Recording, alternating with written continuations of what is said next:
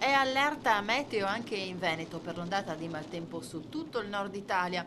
Le piogge che hanno cominciato a cadere già da mercoledì sera potranno assumere anche carattere di violenti rovesci con il rischio di temporali e allagamenti.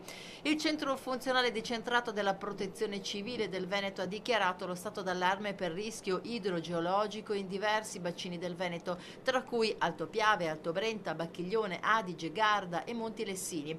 Lo stato d'attenzione invece su Po e Basso Adige. Non solo, l'Agenzia Interregionale per il Fiume Po rende noto un possibile significativo innalzamento dei livelli del grande fiume, anche a causa del contributo degli affluenti. Piove da molte ore anche sulle montagne. La Protezione Civile e i Vigili del Fuoco sono già pronti ad intervenire, ma ad essere preoccupati sono soprattutto gli agricoltori messi in ginocchio dalle precipitazioni dei giorni scorsi.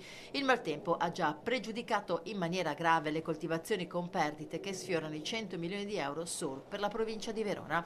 E nel frattempo, a causa delle cattive previsioni, iniziano a saltare anche alcuni appuntamenti del fine settimana, come fiere e sagre di paese. A Vicenza fa paura il Bacchiglione, tanto che il comune, al termine di una riunione convocata d'urgenza, ha avvisato i cittadini tramite l'allerta SMS di spostare entro la mattinata le auto e i mezzi di solito parcheggiati in garage ed interrati di abitazione e uffici.